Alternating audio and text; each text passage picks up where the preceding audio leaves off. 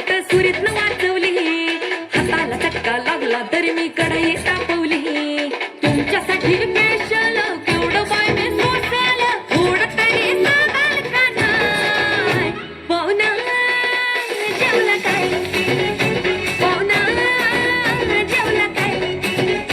पाहुणा जेवला काय?